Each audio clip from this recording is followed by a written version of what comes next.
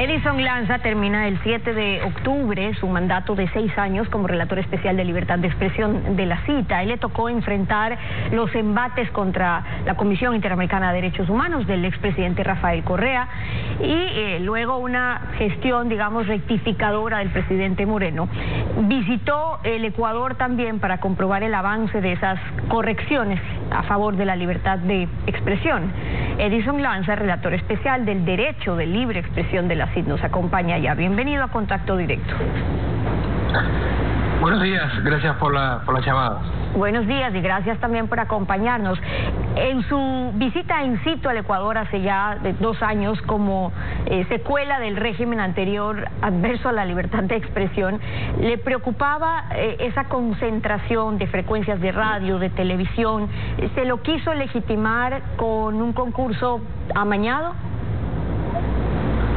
Sí, notoriamente nosotros criticamos varios aspectos de la administración anterior respecto a la libertad de expresión, la ley de comunicación que maniataba a los medios de comunicación, los asfixiaba, les imponía una narrativa única, un discurso, pero también llamamos la atención sobre un concurso que podía dañar, digamos, el principio de pluralismo, esto es, no tener las garantías suficientes para que haya una competencia abierta y digamos sin sesgo, y además impedir que los mismos que están o muchos de los que ya tienen varias frecuencias aumenten la cantidad de frecuencias en contra incluso de las previsiones que tiene la ley, porque la ley y lo que quedó vigente de la ley, un aspecto que no habíamos criticado, era los límites razonables a la concentración de medios, porque una democracia requiere diversidad de medios, diversidad de fuentes, y no que un solo propietario o un par de propietarios sean dueños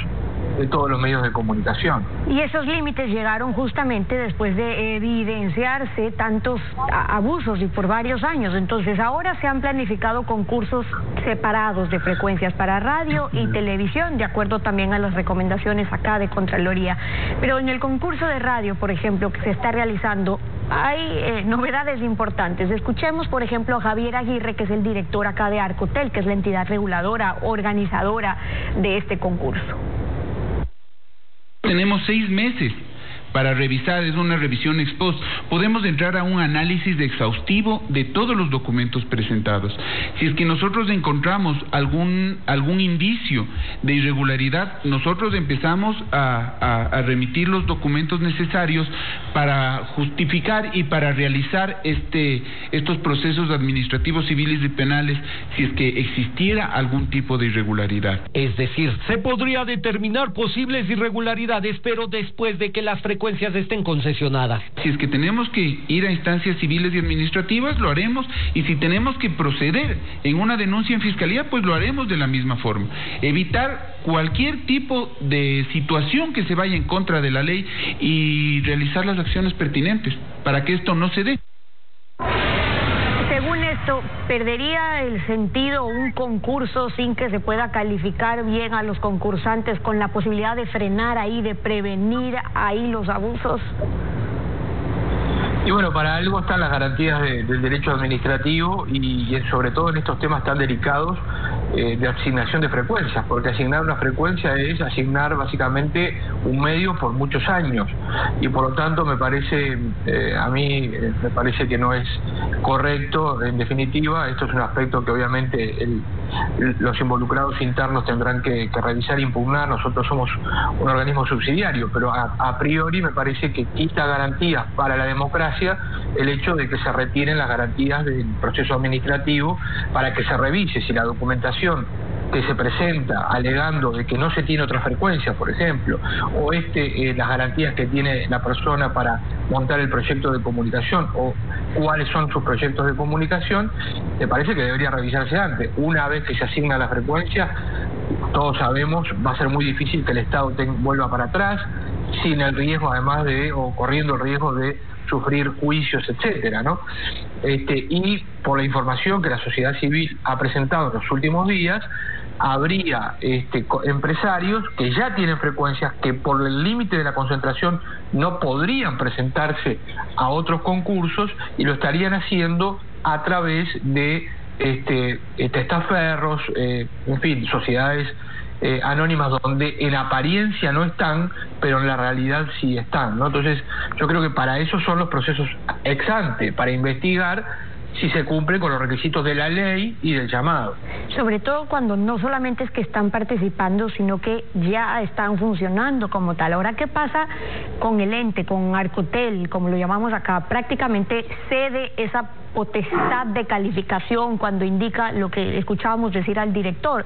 No es improcedente en el debido proceso, que no se puede ceder, no se puede delegar una competencia de orden público. Sí, a mí lo que me llama más la atención es que la regulación de los procesos de asignación de frecuencias están establecidos en la ley, ¿no? Entonces, ¿cuál es la justificación para hacerlo de forma acelerada y cambiando el procedimiento y cediendo, como usted dice, la facultad, digamos, de revisión, o la obligación, mejor dicho, de revisión? Porque esto estará atado a las obligaciones internacionales. Esto es, si luego efectivamente una persona que no podía concursar concursó y se le asignó una frecuencia por encima de los límites de la ley, pues bueno, habrá otros que dirán o que podrán impugnar esto ante los órganos nacionales e internacionales porque se viola el principio de pluralismo y de no concentración de los medios. Entonces, yo no veo que la pandemia sea una justificación en este caso para acelerar un proceso administrativo, digamos, máxime cuando los medios sí están funcionando y no hay un impedimento para que lo sigan haciendo y que se extiendan los plazos porque la pandemia exige una mayor, en fin, revisión o no se pueden cumplir con todos los requisitos o con todos los plazos porque los funcionarios no estaban trabajando. Pero, digamos, me parece que se cambia el proceso, digamos, para favorecer de pronto a... Bueno, vamos a ver si logramos restablecer la comunicación. Estábamos hablando con Edison Lanza, él es el relator especial del derecho de la libre expresión de la Comisión Interamericana de Derechos Humanos. Vale decir ahí que hay distintas circunstancias sobre lo que ocurre con aquellos medios de utilización de frecuencias donde ya Contraloría ha identificado previamente, igual los órganos de control, que existe una acumulación de frecuencias. ¿Me confirma si me puede escuchar ahí? Okay. Ahora sí, la escucho. Perfecto, gracias. Decíamos también que es evidente que si durante 30 años o más que se ha adjudicado frecuencias de radio, por ejemplo, sin concurso, se fueron creando estos derechos adquiridos, pero no pueden vulnerar una prohibición de la Constitución, de la ley, de la Declaración de Principios de la Libertad de Expresión de la CID, por ejemplo, que es la no concentración. Es decir, no es posible que tengan no uno, no dos, tres, cuatro, decenas de frecuencias que se utilicen testaferros, según señala Contraloría, y que sigan funcionando. ¿Qué recomienda la CID para corregir esos abusos que pone a cualquier gobierno, prácticamente a cualquier gobierno de turno, casi a las órdenes de quien controla tantos medios? Bueno, nosotros hemos llevado incluso casos ante la Corte Interamericana. Está el caso de RCTV versus Venezuela, donde la Corte ahí establece que el Estado tiene la obligación de adoptar medidas positivas para generar un ámbito de mayor pluralismo. La Corte y nosotros, la Comisión, no decimos qué cantidad de medios puede acumular un solo propietario, una sola empresa, pero sí lo que entendemos es que tiene que haber medidas para limitar los excesos, ¿verdad? Porque esto no es como un supermercado. Imagínense que todos los medios de comunicación estén en manos de un solo grupo empresarial. Tendría un poder casi absoluto sobre la democracia. ¿Por qué? Y bueno, evidentemente tendrían los candidatos y incluso los presidentes tendrían que estar un poco negociando con quién es el propietario y titular de todos los medios. Entonces el pluralismo es lo que genera el debate de ideas, distintas líneas editoriales, distintas perspectivas para hacer periodismo. Entonces, ¿cómo se sale de una situación, como usted bien decía, que no es de este gobierno, que viene de 30 años atrás? Pues bueno, poniendo una ley, estableciendo una ley que diga que a medida que se venzan, por ejemplo, las frecuencias, digamos, irán cayendo esas frecuencias que están en exceso, y quienes tienen, no sé, 10 frecuencias y deberían tener 2 o 3, pues bueno, tendrán que mantenerse con 2 o 3 o podrán concursar por 2 o 3, o tendrán que elegir después del concurso dentro del límite que establece la legislación. Esto ha sucedido en muchos países. Obviamente en América Latina este es un tema espinoso, que siempre es complicado, pero creo que tenemos que ir a mayores niveles de diversidad y pluralismo si queremos afianzar la democracia. Los límites, digamos, en la legislación ecuatoriana sí se impusieron justamente con este discurso de democratizar el espectro radioeléctrico, que es de todos, en este caso de todos los ecuatorianos. La radio existe en el Ecuador antes que la televisión, unos 25 años antes. Se han hecho correcciones legales, pero no las están respetando los jueces. Y por ejemplo en la televisión, el que nadie tenga más de una cadena nacional es una restricción que no es nueva en este país.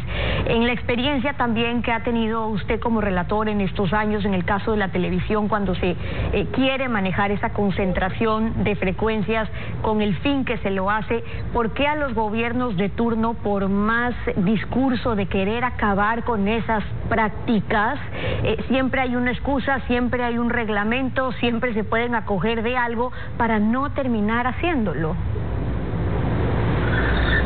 Es una muy buena pregunta. Yo creo que evidentemente hay un poder de negociación de quien está instalado como una cadena o que tiene más de una cadena a nivel nacional, y obviamente ningún gobierno quiere muchas veces tener un problema digamos político generado por una cobertura negativa. Entonces creo que ahí se generan una serie de temores de muchos gobernantes, digamos, de hacer las cosas correctamente. Ahora, nuestro continente aspira a tener democracia cada vez de mayor calidad, y para eso yo creo que tiene que salir de la presidencia de la República la decisión de asignar o mantener una frecuencia, y debe establecerse que existan órganos independientes con mayorías parlamentarias calificadas, con personas que no quieran hacer política, sino que quieran o que sean técnicos de la comunicación y que puedan estar al frente, digamos, de órganos de regulación, ¿no? Como sucede en el Reino Unido con la Ofcom, como sucede en Francia, como sucede en Estados Unidos con la Federal Communication Commission, donde, digamos, hay personas a cargo que luego no van al Congreso o no van a un ministerio, sino que están por un periodo distinto al de gobierno a cargo de justamente asignar frecuencias, hacer cumplir las obligaciones legales a los medios y eventualmente hacer unos concursos transparentes y que no dependan de digamos, la tensión política que genera siempre la renovación o no de un medio de comunicación. Y esas son algunas de las observaciones de Edison Lanza, el redactor especial del Derecho de Libertad de Expresión, acompañándonos de la cita, acompañándonos hoy en Contacto Directo. Muchísimas gracias por haber estado con nosotros. Gracias a ustedes por la invitación y les mando un abrazo. Y bueno, mi última entrevista aquí en Ecuador. Gracias a usted por acompañarnos, y suerte y éxito en lo que le espere. Con eso concluimos a propósito del concurso que se está llevando a cabo ahora, cuando son las 7 de la mañana con 10 minutos, aquí en Contacto Directo.